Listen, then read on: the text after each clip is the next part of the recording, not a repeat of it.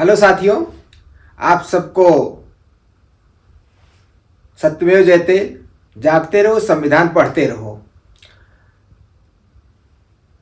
आज देश में जिस स्थिति का माहौल बना है आप सब देख ही रहे हैं, और लोकतंत्र पर हत्या किस तरीके से पकड़ा जा रहा है, बाबा साहब का संविधान कैसे जिंदा है, ये सब आप सब देख रहे हैं। आप देख रहे हैं कि बाबा साहब का संविधान अगर सही रूप में पालन किया जाए तो गरीब से गरीब आदमी को कैसे न्याय मिल सकता है। ये आपने देखा अभी हरियाणा के एक चुनाव में जिस तरीके से बीजेपी सरकार ने 8 वोटों की गिनती बीजेपी के पक्ष में कर दिया था, जबकि वो आप पार्टी के पक्ष में गया हुआ था। तो हमारा संविधान, बाबा साहब का संविधान के कारण जो है आज आपको न्याय मिल पाया है। तो आप सबको बहुत तहे दिल से आप सबको बधाई देते हैं कि इसी तरीके से संविधान के लिए लड़ते रहिए।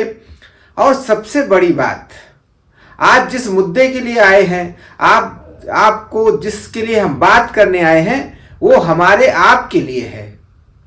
वो क्या है? EWS।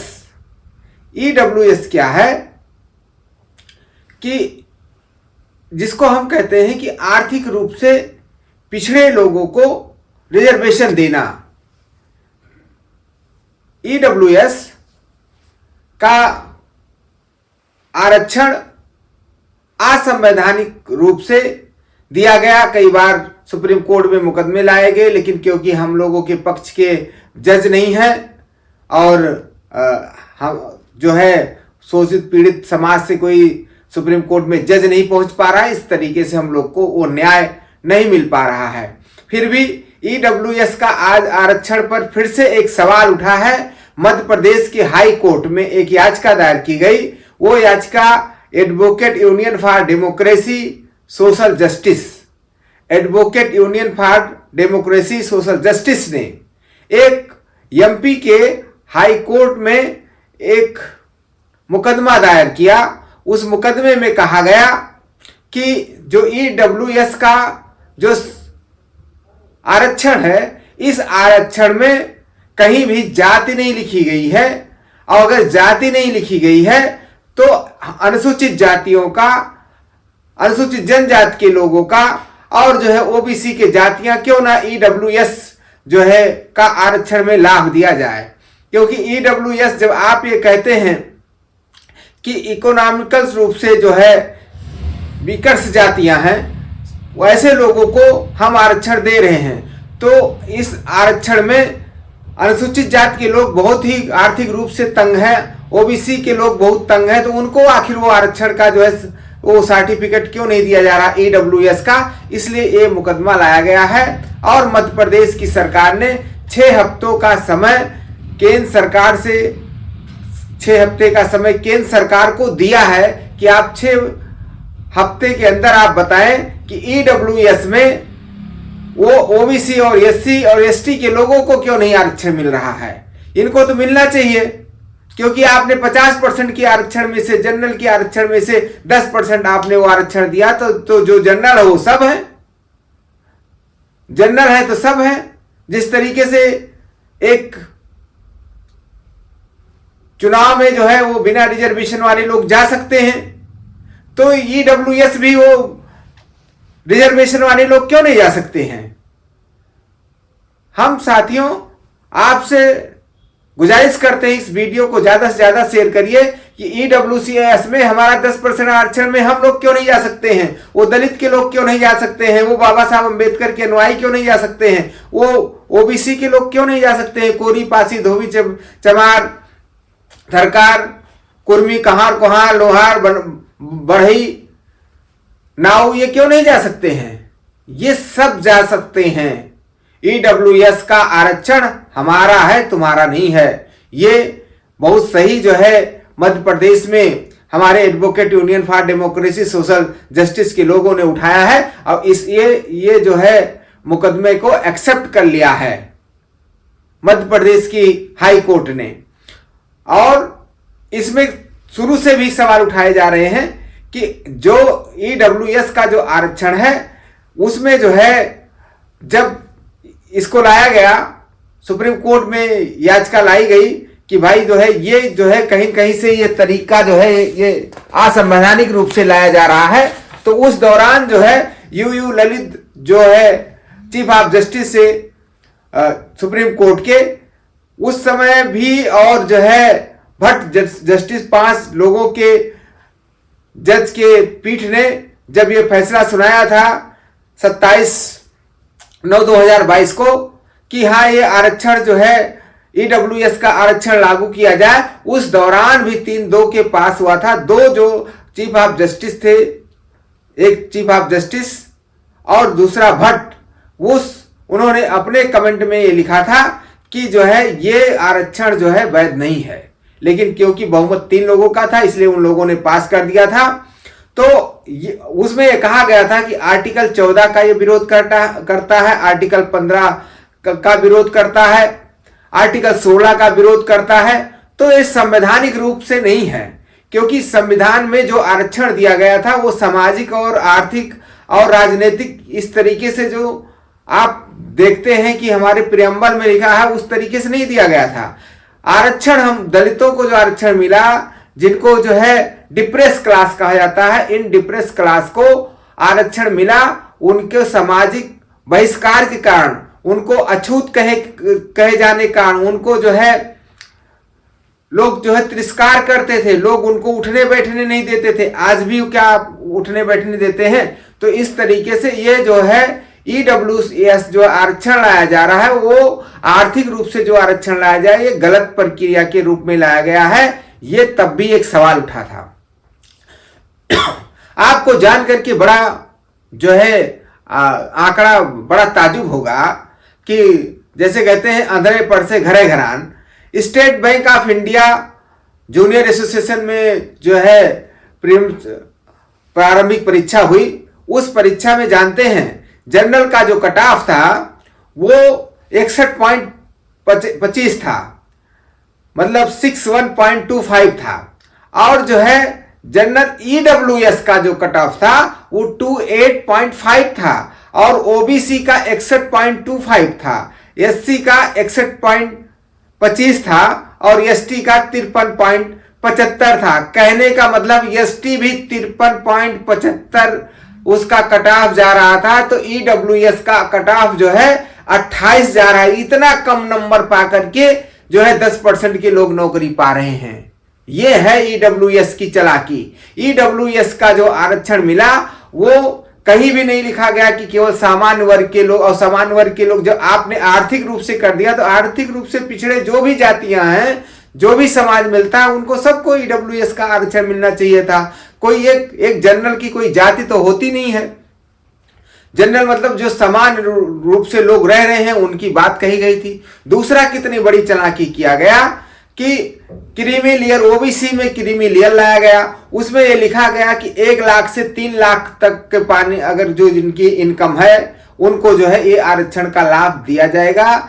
किसमें दिया जाएगा? शैक्षिक रूप से दिया जाएगा, मतलब शिक्षा में दिया जाएगा उनको आरक्षण, और जो है कि किसी जो है पब्लिक सर्वेंट के रूप में आरक्षण दिया जाएगा। जहां भी नौकरियां निकलेंगी गवर्नमेंट के द्वारा वहां आरक्षण का लाभ दिया जाएगा। अब यहां पर क्या हुआ, और उसके बाद फिर अगर बच जाता है, वो आरक्षण नहीं भरता है, तो वो 3 से 6 लाख तक का अगर जिनकी इनकम होगी ओबीसी की, पिछड़े वर्ग के लोगों का, उनको जो है ये आरक्षण दिया जाएगा। तो कितना उनका जो ग्रोथ बना वो 6 लाख तक इनकम बनाई गई मैक्सिमम। अब देखिए, अब ईडब्ल्यूएस का आरक्षण बनाया गया इस देश में, भारत देश में, बाबा साहब की संविधान रहते हुए। कोई बोलने वाला नहीं है, क्योंकि हमारा कोई जज नहीं है, ओबीसी एससी से कोई जज नहीं है, सुप्रीम कोर्ट में नहीं बैठा है, इसलिए हमारे साथ अन्याय हो रहा। ये साथियों सुन लीजिए, उसमें कहा गया 8 लाख ईडब्ल्यूएस में, मतलब जो जनरल जातियां हैं, सामान्य जाति के लोग हैं, उनका आर्थिक स्थिति अगर 8 लाख है, उनको अगर 8 बीघा खेत है, और जो है उनका 1000 स्क्वायर फीट, मतलब 1 बिस्से से कम में अगर घर बना हुआ है, थोड़ा सा कम में, तो जो है वो मतलब आरक्षण का लाभ उनको मिलेगा। हम झुग्गी झोपड़ी में रहते हैं, हमको आरक्षण का लाभ नहीं मिल रहा है। हम एक 10 बाई 10 के कमरे में रहते हैं, हमको आरक्षण का लाभ नहीं मिल रहा है, और उनको 1000 स्क्वायर फीट में घर होगा तब भी उनको आरक्षण का लाभ मिलेगा। इसीलिए ये मुकदमा जो है मध्य प्रदेश में लाया गया है। हम चाहते हैं हमारे सोशल वर्कर जितने भी लोग हैं वो अपने अपने राज्यों में एक मुकदमा डालें कि ईडब्ल्यूएस में हमको आरक्षण क्यों नहीं मिल रहा है। एससी और अनुसूचित जाति का और जो है अनुसूचित जनजाति का और जो है पिछड़े वर्ग के लोगों को ईडब्ल्यूएस में भी आरक्षण दिया जाना चाहिए। 2 जगह हमने चालाकी बताई। एक जगह सबसे कम नंबर पाने वाला ईडब्ल्यूएस वाला वो आईएएस हो जा रहा है, और एससी वाला ज्यादा नंबर पा करके वो आरक्षण होते हुए भी आरक्षण नहीं पा रहा है। शेड्यूल कास्ट का आदमी वो जो है 60 नंबर रैंक लाने वाला वो नहीं पा रहा है, कट ऑफ जा रही 60 की वो नहीं पा रहा है, और वो जो है 28 वाला पा जा रहा है। आपने कैसे जो है ये आरक्षण जो है बनाने का काम किया है? तो साथियों मौका है, इसलिए आपके बीच आए हैं। आप सोचिए कितनी बड़ी धांधली हो रही है आरक्षण के साथ में। और एससी एसटी ओबीसी के आरक्षण के लोगों, आप लोग को तो सुधर जाना चाहिए और सोचना चाहिए। इस वीडियो को ज्यादा से ज्यादा शेयर करिए। क्यों? क्योंकि ये आरक्षण आपके लिए मैं बात कर रहा हूं, अपने लिए नहीं बात कर रहा हूं। हम तो अपना कानूनी लड़ाई लड़ते हैं, लेकिन आप होशियार हो जाइए, क्योंकि आप 28 नंबर पाने वाला, हमको तो यही कहा जाता था ना, अरे ये तो आरक्षण वाले हैं भाई, हम पाते हैं 90 नंबर, ये पाते हैं 70 नंबर 80 नंबर तो हो जाता है। टीना डाबी जब आईएएस हुई तो पूरे देश में सबसे ज्यादा रैंक उसकी थी, वो तब भी उसको आरक्षित श्रेणी में डाल दिया गया। क्यों डाल दिया गया? क्योंकि उन्होंने प्रीलिम्स में एक नंबर कम था तो उन्होंने आरक्षण का लाभ ले लिया था। सबसे ज्यादा नंबर टीना डाबी, अगर उसको पढ़ने का मौका मिला तो वो जो है सबसे ज्यादा नंबर लाई। और ऐसे हमारे समाज में ऐसे पुरोधा है, अगर उनको मौका मिल जाए तो तुम उनके सामने टिक नहीं सकते हो। आइए साथियों, आप देखिए कि 28 नंबर पाने वाला वो आईएएस हो जा रहा, 28 नंबर पाने वाला वो मैनेजर हो जा रहा, 28 नंबर पाने वाला दरोगा हो जा रहा, 28 नंबर पाने वाला वो जो है एसडीएम हो जा रहा है, और 51 और 60 नंबर पाने वाला एससी और एसटी, और 70 और 72 नंबर पाने वाला ओबीसी वो एसडीएम नहीं हो पा रहा है। वाह, गजब का है, गजब का मोदी जी ने आपने ये सिस्टम बनाया है, आपकी सरकार ने बनाया है। एक तो पहले से आप मजबूत थे, दूसरे फिर से आप उनको मजबूत कर रहे हो। इसलिए अगर इतने अच्छा है ईडब्ल्यूएस में हमारा अधिकार, हमारा सीटें क्यों नहीं चयनित की जा रही है? हमको भी ईडब्ल्यूएस का आरक्षण चाहिए, क्योंकि हम भी गरीब हैं, हम भी आर्थिक रूप से कमजोर लोग हैं, और आर्थिक रूप से कमजोर लोग को ही जो है हमारा संविधान राइट देता है। तो आप कैसे किसी एक जाति को आप जो है आरक्षण देने का काम कर रहे हैं? इसलिए आपसे कहना चाहते हैं कि आज आप लोग समझ जाइए। ये मुसलमान के ऊपर बहुत तेजी से जो है शुरू करते हैं, ये कहते हैं कि हम मुसलमान के बहुत विरोधी हैं, लेकिन जब जो है ईडब्ल्यूएस का आरक्षण हुआ तो उसमें से अनुच्छेद 30 के खंड 1 में जो है वो अल्पसंख्यक शिक्षण संस्थानों में ईडब्ल्यूएस को आरक्षण नहीं मिलेगा। काहे नहीं ईडब्ल्यूएस का आरक्षण मिलेगा? तो अल्पसंख्यक स्कूलों में ईडब्ल्यूएस का आरक्षण नहीं मिलेगा। कितनी चालाकी से जहां मनमर्जी होता है वहां आप तो बांटने का काम कर रहे हैं।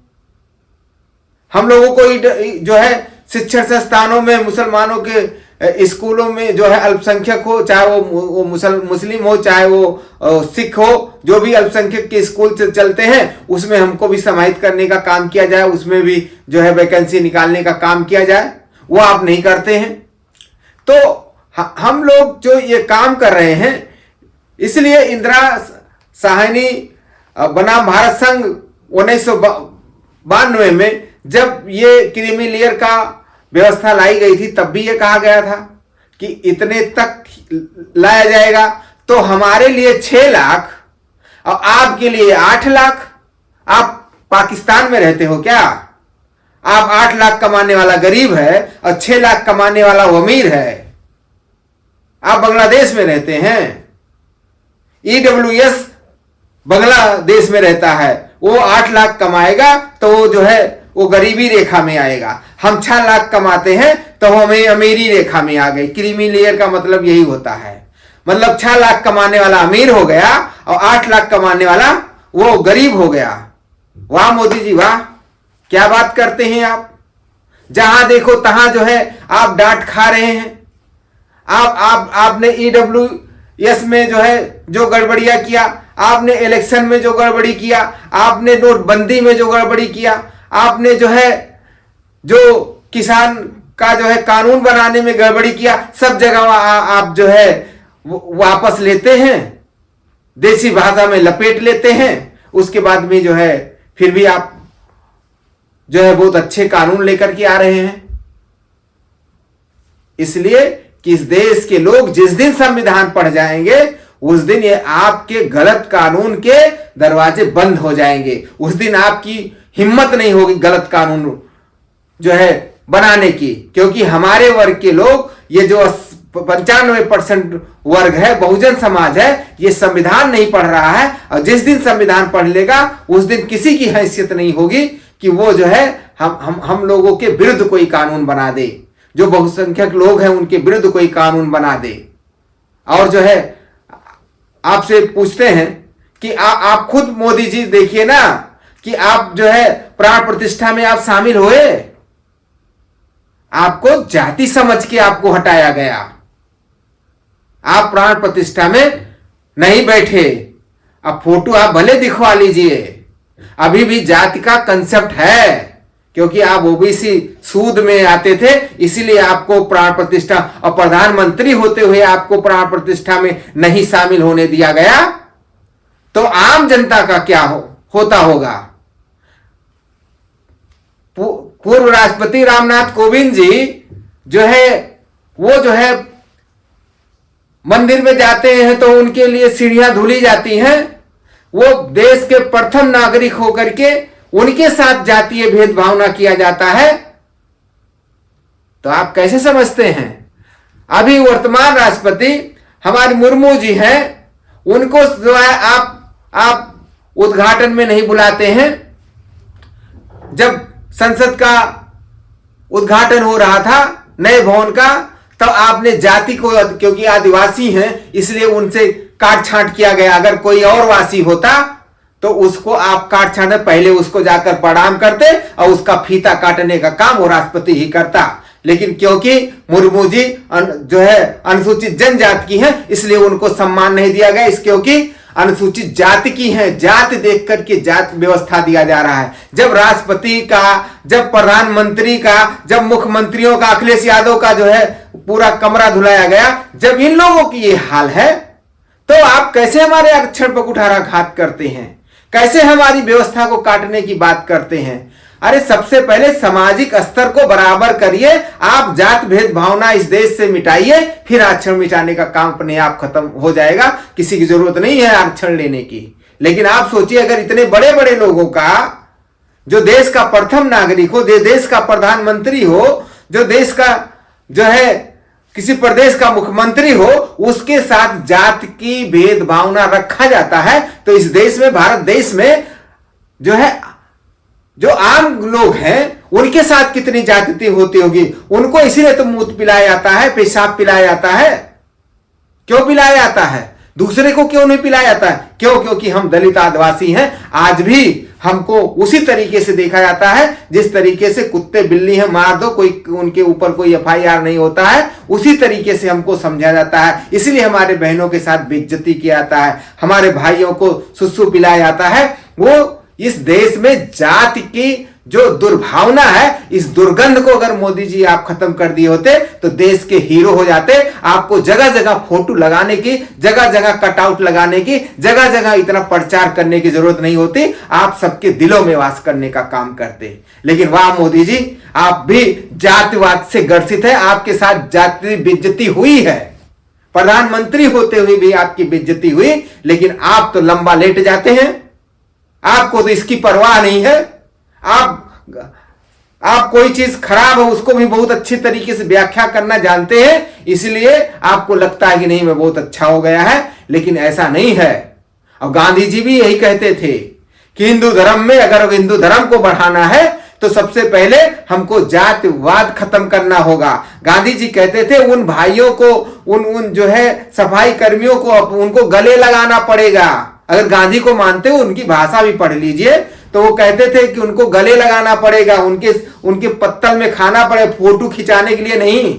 जिस थाली में वो खाते हैं उस थाली में खाना पड़ेगा। ये नहीं कि आप प्लास्टिक के पत्तल मंगा लीजिए और जो है नई थाली मंगा लीजिए उसमें खाइए।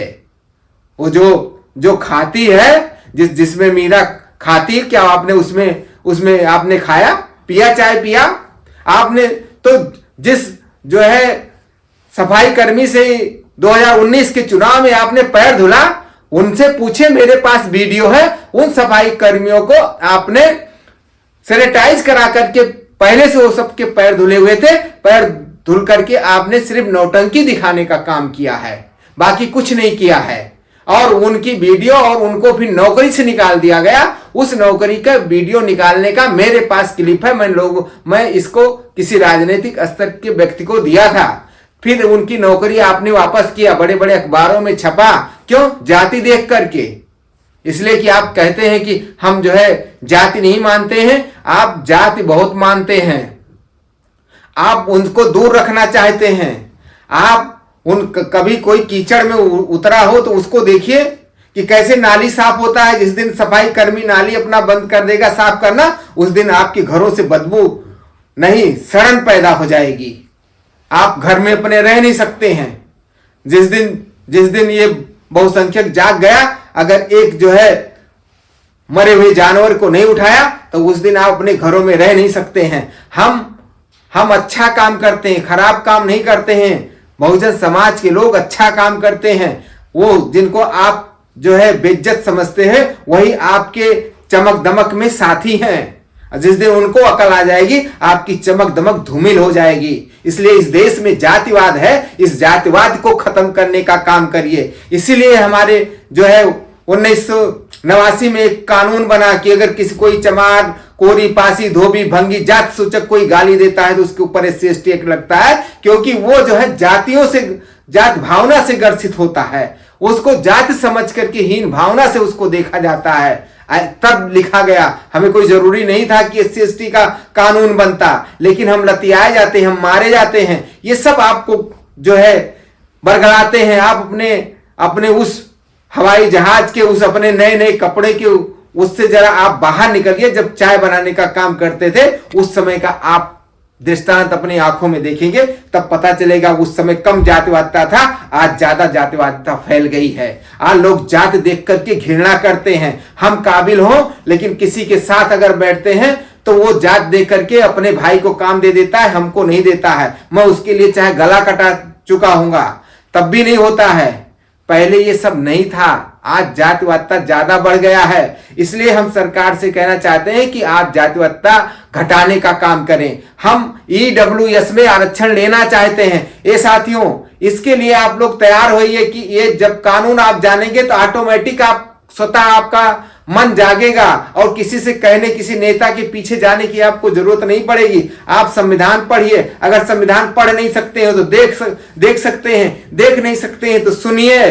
और आजकल तो बहुत आसान है, यूट्यूब पर आप किसी को भी देख सकते हैं, सुन सकते हैं, और जो है कानों में लगा करके चलते हुए भी सुन सकते हैं, सोते हुए भी सुन सकते हैं।